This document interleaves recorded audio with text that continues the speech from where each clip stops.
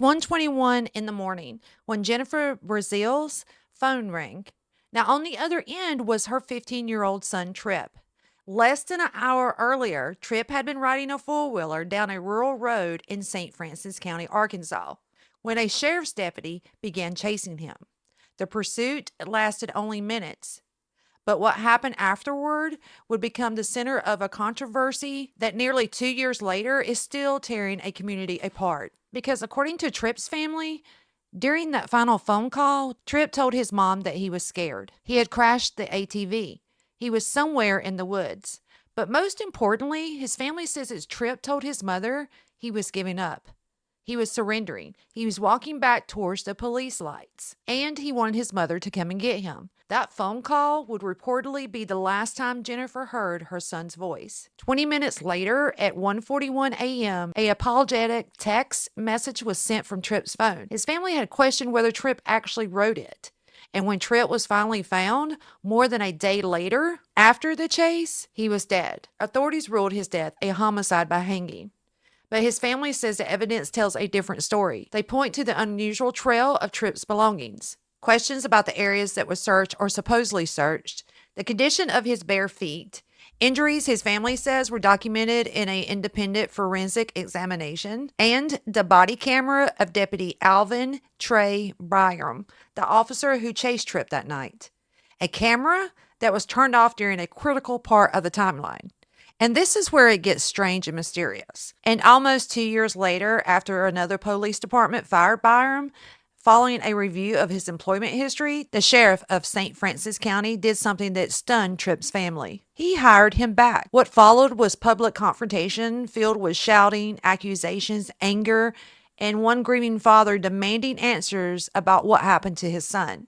This is the story of Tripp Brazeale. Now, to understand why his family refuses to stop fighting, we have to go back to the beginning, to a dark rural road in Arkansas, 41 minutes before that final text was sent. Now, it's November 3rd, 2024 in St. Francis County, Arkansas. According to the timeline provided in materials surrounding the case, it was approximately 12:40 a.m. in the morning when Deputy Alvin Tripp Brazeale began pursuing a four-wheeler driven by 15-year-old Tripp Brazeale. The deputy activated his body-worn camera. The footage begins inside of the deputy's vehicle. Ahead of him is Tripp, a teenage boy on an ATV. The pursuit moves quickly down the dark rural road. And then approximately 2 minutes after the chase began, everything changes. Around 12:42 a.m., Tripp's ATV reportedly goes airborne over a dirt beam and crashes. Tripp gets off the ATV, and the deputy is stating that he jumped the fence. Now, once he goes over the fence, the deputy does not pursue chase, according to the deputy, and he runs into the darkness of the woods. He does not follow Tripp into the woods. Instead, he remains near the ATV and examines the vehicle. There is another person with Byram that night. You good? I'm good, though.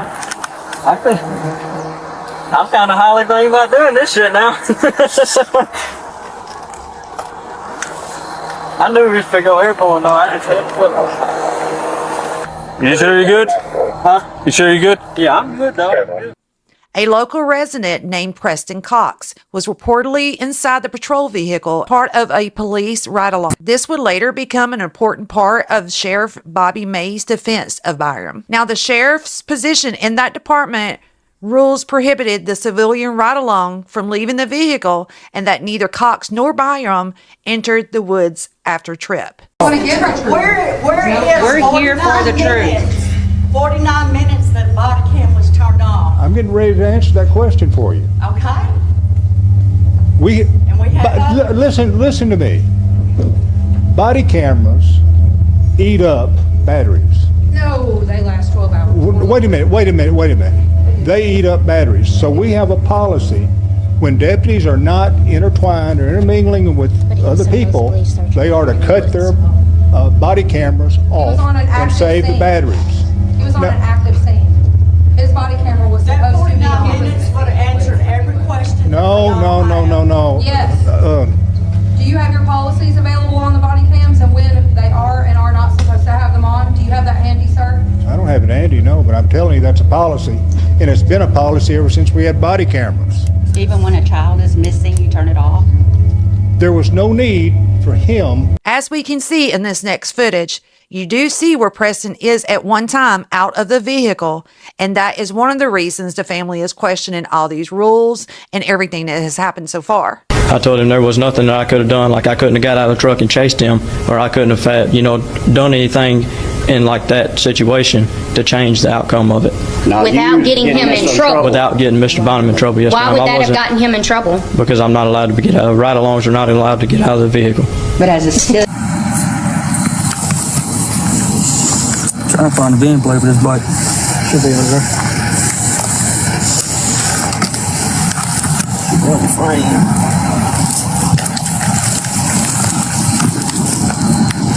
Sorry about that, bub. Man, you good, dog, y'all. Now, according to the official defense, Tripp ran into the woods alone. But after 9 minutes after the crash, something happens that would later become one of the most controversial parts of the entire case. Now get this, at approximately 12:51, the deputy turns off his body camera. Now Tripp is somewhere in the woods still at this time, and the camera goes dark. Now that's why this gets stranger and stranger every time. 30 minutes later, at approximately 1:21 a.m., Tripp reportedly calls his mother. He had even actually talked to my brother after he talked to me and told my brother he was turning himself in because mom and dad are on their way. I don't think he done it to himself. Do I know who? No. Will I ever know? There's a big chance, probably not. We don't know, but I mean, in your mind you would think Tripp tried to come back up, turn himself in. He'd already told his mom he was gonna. He knew they were on the way. They're gonna protect him. So, comes up here to turn himself in. Was Bynum mad that he got away from him? Mad that he had to chase him? I mean, we can only speculate, but that would be our thought. If it did get carried away and that happened, he didn't have to get rid of him right then.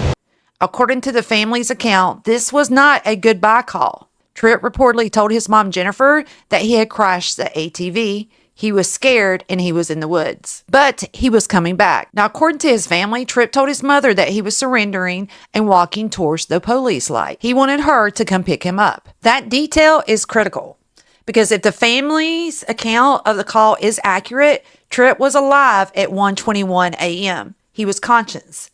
He had access to his phone. And according to what the family says, that he told Jennifer that he had made a decision. He was coming out of the woods. He was going towards the law enforcement, but Jennifer would never hear Tripp's voice again. And that timeline that follows has become one of the most disputed aspects of this case. Now, that's not all. The camera comes back on.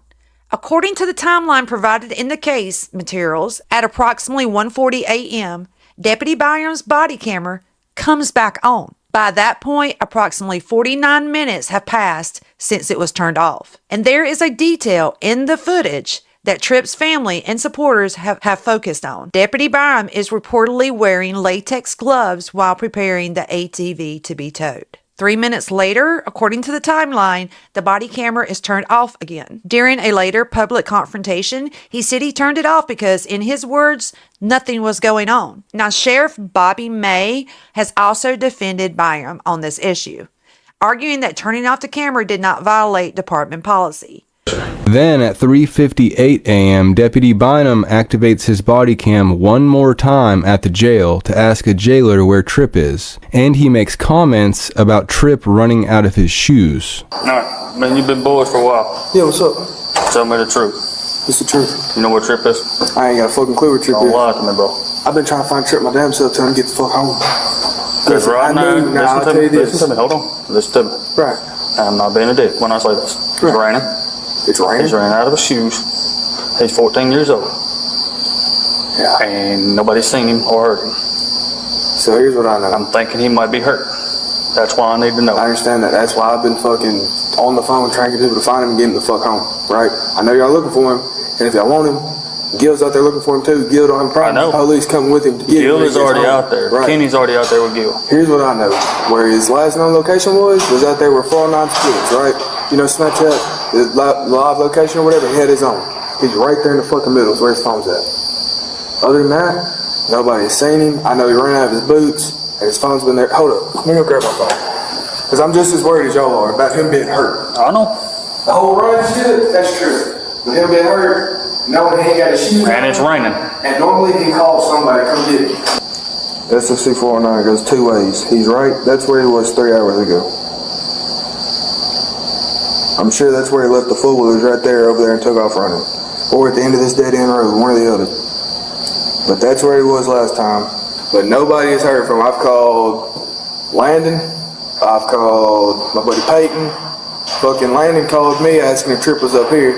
Peyton, I told him let me know if he finds him. I told them I'd let them know if he comes up here or whatever, but nobody's heard from him. Some kid named was the last person I heard from him. He's who Tripp told he ran out of his boots, and then after that, ghost. Oh, the phone's off. It's either dead or he turned it off. Yeah, or he lost it. It hit the water or something. But my main concern is if he's hurt. yeah, I mean, the way y'all said he jumped the ball. Yeah, his dumbass ran from the police. Yeah, which I mean, if Trey, like you said, we've been boys for a minute. If I knew where he was, I wouldn't fucking save him. I understand he's a little, it's like a little brother to me. Just like I told Kate 14 years old, I mean. I got told Kate when he walked in, it's like a little brother to me. I got his back like I'd have my little brother's back. But in this situation, I'd tell you where my little brother was. If I knew where Tripp was, I'd tell you. And if I still don't find him by the time I get off at 7, I'm headed to work for all 9 splits. Alright, well, I'm headed back out there.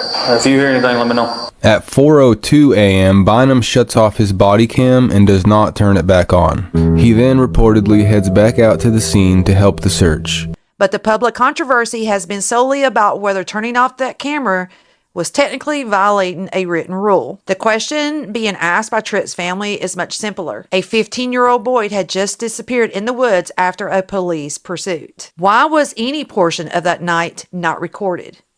And then at approximately 1:41 a.m., 1 minute after the body camera was reportedly reactivated, a text message was sent from Tripp's phone. It was an apology to his family. This timeline is very, very suspicious. Now, the family has questioned whether Tripp actually sent that message. And this is where the known evidence becomes especially important.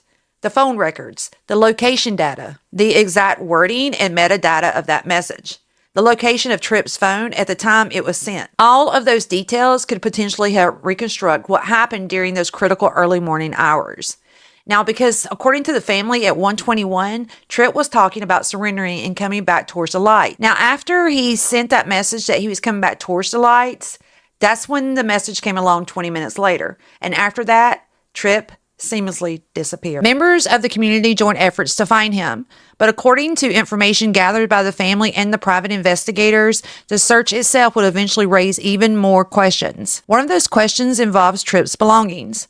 According to the case materials, Tripp's possessions were discovered scattered across different locations in a pattern that the family and their investigators believes does not make sense. One of Tripp's boots was reportedly found near the place where he initially entered the woods. His second boot was reportedly discovered on the opposite side of the road, which does not make sense at all. His hoodie and phone charger were reportedly found further south. If those locations are accurate, the family believes the trail suggests a route that would have required Tripp to move across areas where deputies and searchers were present. Their question is straightforward. How did a barefoot 14-year-old move through those areas without anyone ever seeing him? But there was another allegation about the search that was even more disturbing to the family. It concerns a specific area near Crow. According to an account provided by a local volunteer, she and her husband were involved in the efforts to search for Tripp. The volunteer says her husband specifically told her not to search a particular area because deputies had already cleared it. According to the family's account, searchers were directed elsewhere. The day that we were looking for Tripp, Bradshaw, my husband, says we'll go to backside of Crow Creek and look for him because that's, in the area. Usually comes up. And Bradshaw said, if you go to Crow Creek, we'll have you arrested. Do not go to Crow Creek. They already knew he was there. And guess where he was found at? Weird. Bradshaw said that? Yeah, Jason Bradshaw. Now, Bradshaw's the one that was supposedly up the hill. Well, actually, Right. Kenny says in an interview that Bradshaw was the one that was up the hill that Tripp was going to go turn himself into after the phone call with you. Is that? And Bradshaw was not on duty. He was daytime sergeant, not nighttime. Tripp did say he saw lights up the hill, Yes, he though. said, I see the lights. I see the blue lights. I'm walking up the street. Really? The other issue that I have is when the body cam comes back on and they're strapping the four-wheeler and he reaches in the back of the truck and pulls out ratchet straps. They're apparently very, very, very similar to what they found Tripp. But they said he found it in the woods at a deer stand, which was a ways from where he was actually found. It was laying on the ground that's been there for a while, that was covered up. So how'd you find it in the dark? Yeah, Exactly. That's he didn't know the deer stand existed, so you didn't know there was hopefully going to be a strap sitting there. Yeah, you want to talk absurd. You want to That's talk absurd. That's absurd because when people say they're going to kill themselves, they normally have an intent right in front of them to do so. Yeah. It's not walk in the woods hours and hours later and hope and pray I find something. It's very, even if Bynum had nothing to do with it, I still don't think he did it to himself. I agree.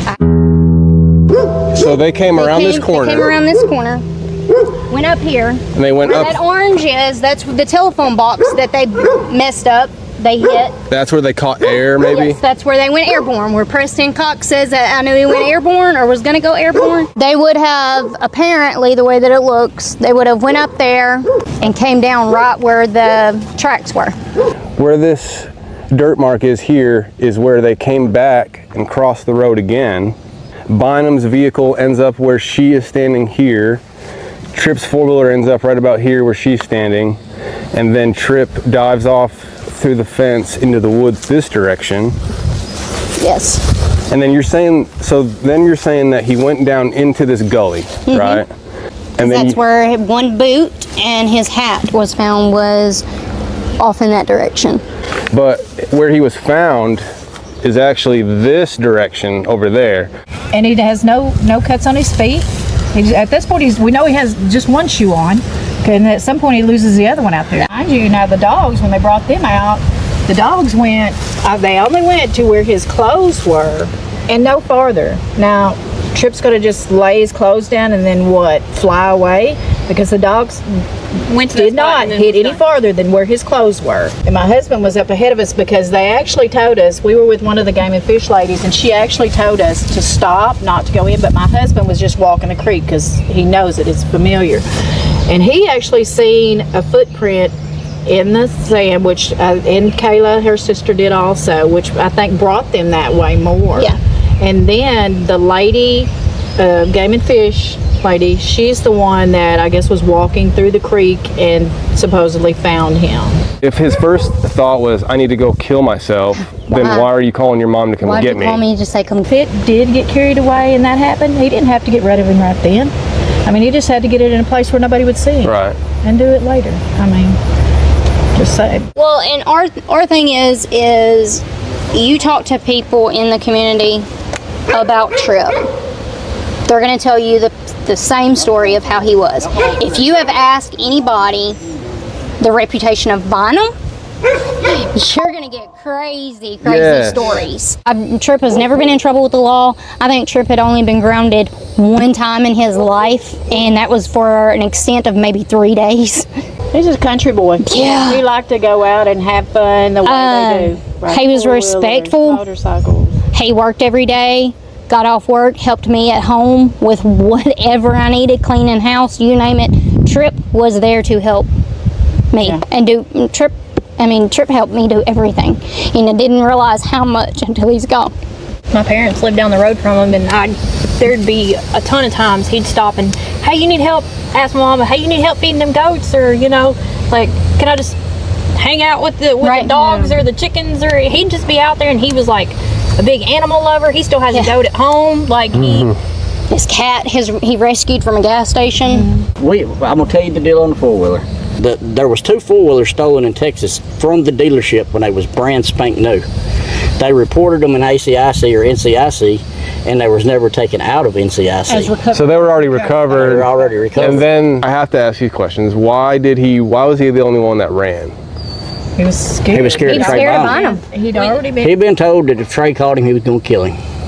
When he said that Trey was going to kill him, or when Trey made that comment, it wasn't just to one person was telling him, hey, you know, Trey has said this. It is different different This is parts of the community that is okay. you know, hey, I've heard him say that. Hey, I've heard him say that. Yeah. Tripp's body was later discovered in the area that volunteers say they had been discouraged from searching. The family and its investigators have also questioned whether the area had actually been part of the scheduled search grid at the time volunteers were allegedly told that it had already been cleared. If the account is accurate, it raises obvious questions. How was Tripp later found there? These claims need to be compared carefully with official search logs, maps, GPS records, and statements from every person involved. But for Tripp's family, this became part of the growing list of things they believed that did not make sense. Now, the condition of Tripp's feet, that's where another question kind of raises an eyebrow. According to the proposed route, Tripp had traveled through rough Arkansas woods after losing his footwear. Dense brush, briars, branches, uneven ground in the darkness. But Tripp's father, Gil Brazeale, says that when he saw his son at the funeral home, the condition of Tripp's feet did not make sense to him. This is not where they pulled him out of. This isn't where he was at all, ever. No. We're just wanting to get a look at the type of Terrain. thank you, that he had to walk through. So this is the same creek, just further down, because we can't access where he actually was. Because it's a big drop off. The woods that he had to go through to get to the creek. I mean, Hell on earth. I mean, it's like this. That's what you had to walk through. That's what he had to walk through. So he had to walk. Have you ever stepped on a Lego? This is like walking on Legos the whole time. Actually, real quick, Cody Turner he used to be a deputy in Lawrence County. Correct. And something happened there where he left the department and became a private investigator. Yes. You hired Cody Turner to investigate yes. this. Shout out to Cody Turner. He's now running for sheriff in Lawrence County. And on that topic, you're running for sheriff right here in St. Francis County. Correct. So I know two sheriffs that need to be two new sheriffs. So the question I wanted to ask, this is something that I was told by Cody Turner, about 100 yards or so from where we just were, from where the accident was, where Tripp went through the fence and took off into the woods. About 100 yards from there is a service road. Yes. And the service road is gated off. And you can drive right to where it was at. And then the service road ends about 20 yards from where he was found. No one would have saw him there. There was no dogs over there, no drones over there. No. And the thing about it is the fence, the gate that night had a lock on it, but you can pick the gate up off of the pole and set to the side and drive right in. There's no proof. There's not really any proof of it. No. It's just a likely scenario. Right. Where he was found is also how far away from the interstate. Probably 600 feet. So not that far either. No. So another hypothetical is you go off the interstate and pull off the side of the interstate and go off. Gil had said that Tripp's feet appeared pristine. That is very strange. Now, according to Gil, he did not see the kind of cuts, mud, punctures, or damage that he would expect after someone walked barefoot through dense briar-filled Arkansas woods. For the family, that raised another question. Did Tripp really travel the route investigators believed he traveled, or had something else happened? The official investigation concluded that Tripp died by suicide. His family has never accepted that. And according to the materials provided by the family and those investigating the case independently, a second forensic examination challenged the certainty of the original findings. Now, according to the case materials provided for this story, the family says an independent forensic autopsy or review changed the conclusion to undetermined. The family's materials also describe significant bruising on Tripp's body and deep cuts on his hands. Injuries they believe would indicate that a physical struggle occurred. These findings and their precise forensic interpretation are critical. A cut is not automatically a defense wound. A bruise does not by itself prove an assault. The complete reports, photographs, toxicology, pathology findings, and expert interpretations matter, but the family's position is that the injuries and independent findings undetermined the certainty of the original suicide ruling. Authorities, however, have continued to defend the investigation. The Arkansas State Police investigation cleared Deputy Byram of direct criminal involvement. Sheriff Bobby May has repeatedly relied on the investigation when defending his deputy. And that is where the case divides sharply into two completely different narratives. The official position is that the deputy did not enter the woods after Tripp and was cleared of criminal wrongdoings. The family believes the investigation left critical questions unanswered.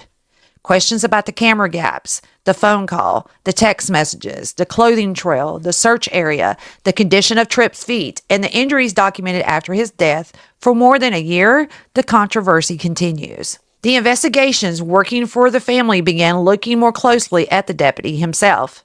And what they found would eventually cost him his job with another police department. Now, who is Deputy Trey Byram? After leaving the St. Francis County Sheriff's Office, Byram was hired by the Marion Police Department.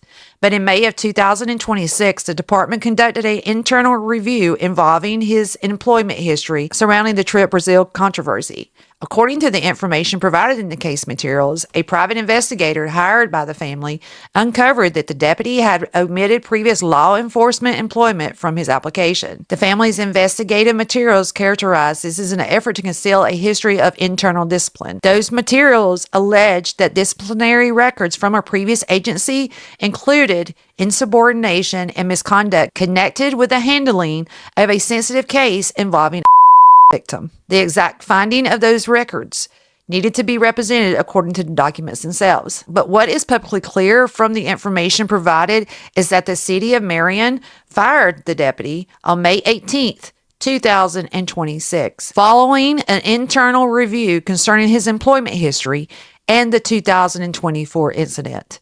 Officer Bynum, you have a pretty lengthy history with the Mark Tree PD and how you treated that. There was a law for one. For two, it was a write-up. Never reprimanded, never termination, never suspension, never nothing. But do you feel like your actions in that case were Didn't I just state that it was without integrity? What about your integrity? That's what we question.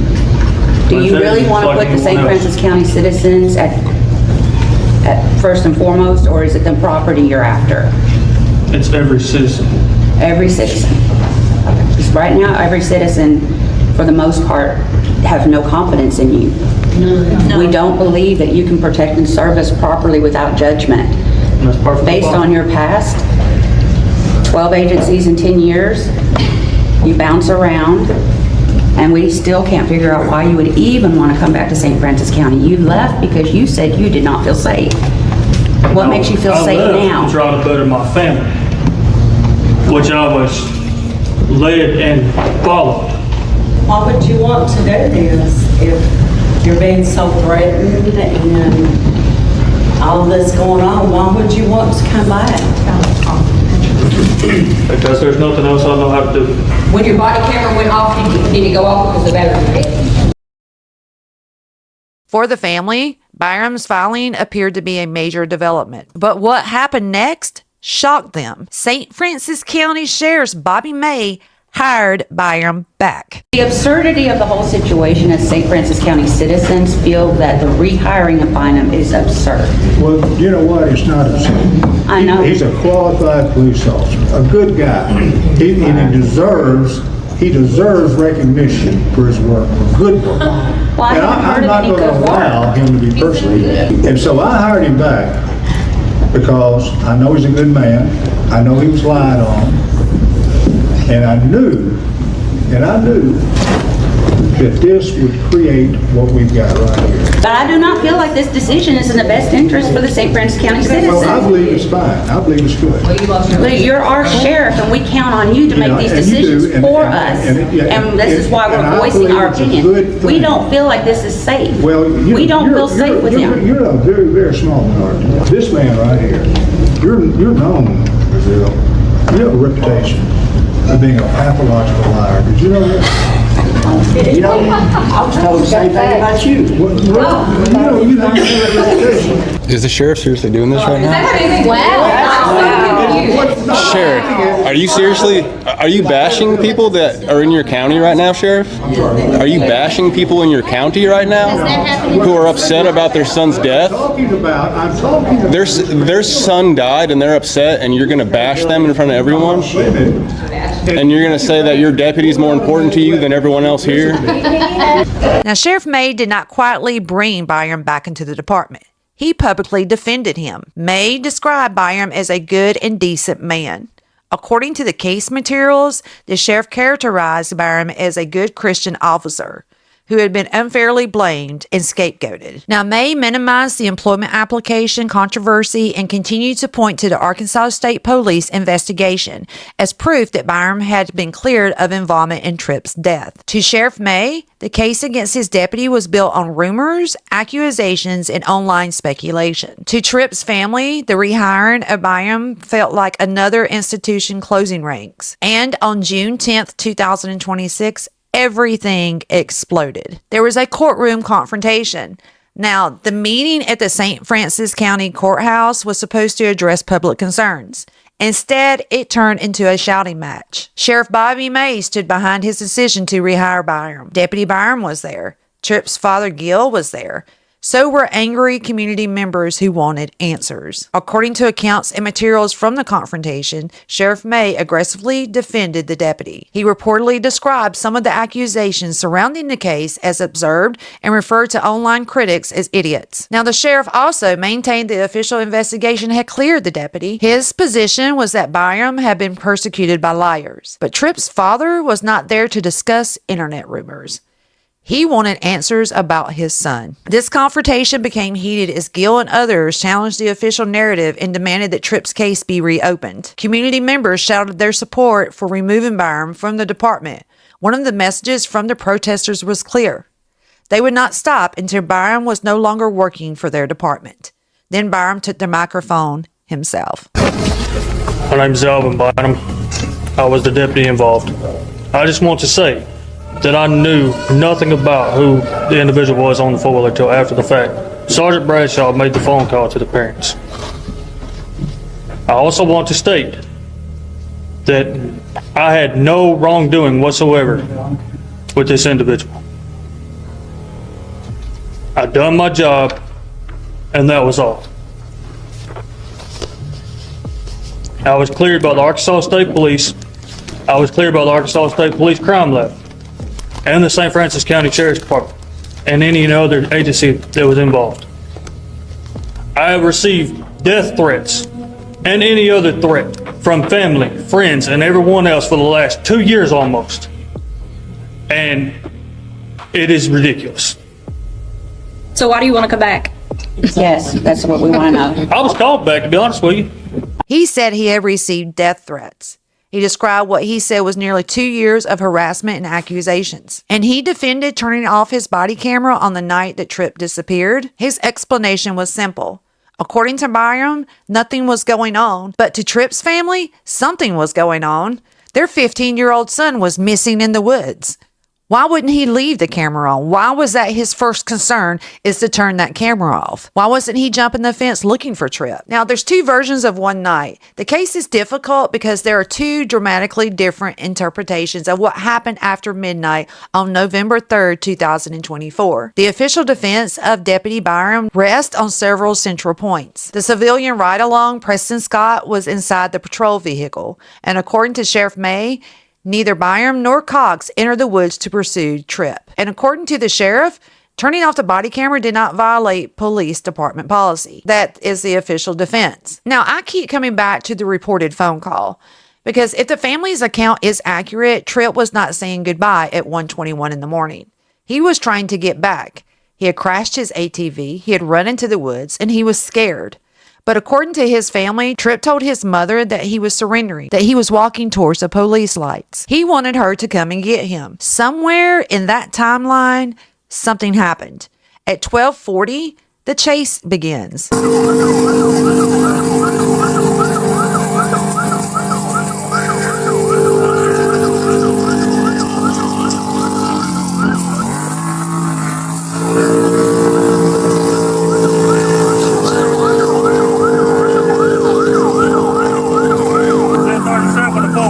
SSC 409.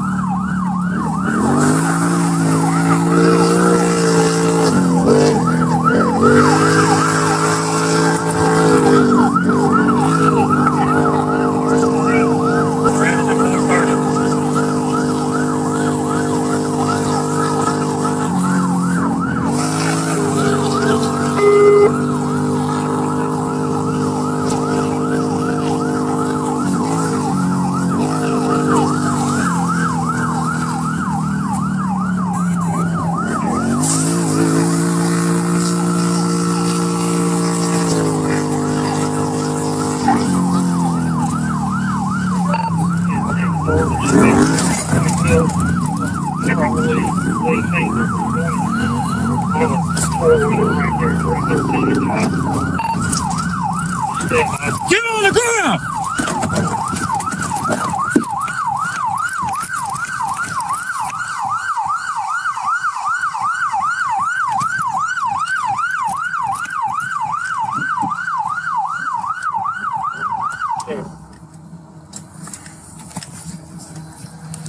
Hey, wrecked out. I got the four-wheeler.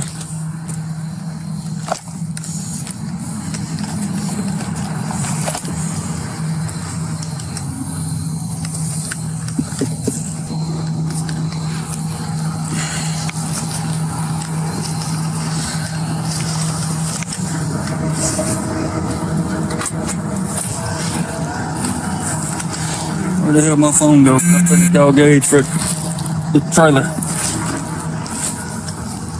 Gauge is up there within 3. I need the trailer because I'm towing that one.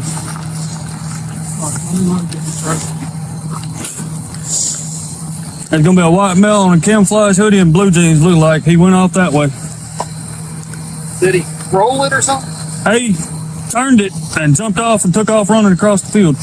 Yeah, he left his buddies hanging. Yeah, I got him.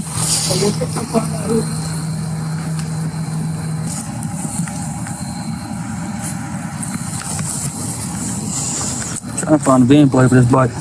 Should be over there. Fine.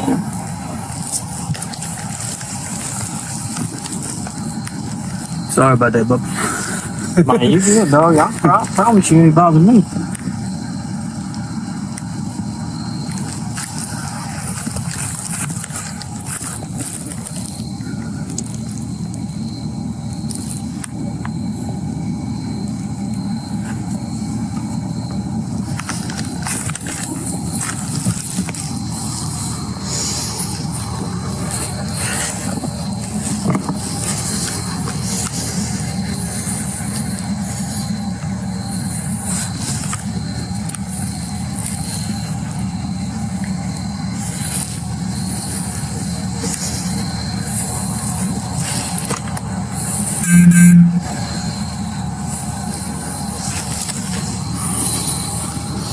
I don't know where the hell it's at. On this bike. I can call somebody from that. Joe will know. Joe told me things all the time.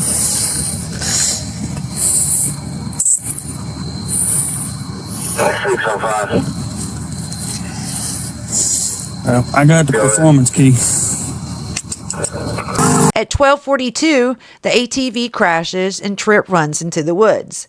At 12:51, the body camera is turned off. At 1:21, Tripp reportedly calls his mother and tells her he is coming back. At approximately 1:40, the body camera comes back on, with Byron reportedly wearing latex gloves as preparations are made to tow the ATV. At 1:41, a text message is sent from Tripp's phone.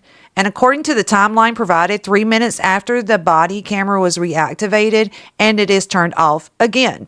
Then Tripp disappears from the known timeline. More than a day later, around 4 p.m. on November 4, 2024, Tripp is found dead. A 15-year-old boy went into the woods alive, and according to the family, he never made it home. Nearly 2 years later, the deputy who chased him was fired by one department and rehired by another. Because according to the family, the last thing that Tripp said that he was doing was walking back towards the lights. Let me know if you have heard of this case and what your thoughts are on it by leaving your comments down below. Please subscribe and share and follow. I'm your host, Lisa. And until next time, stay safe, stay aware, and take care.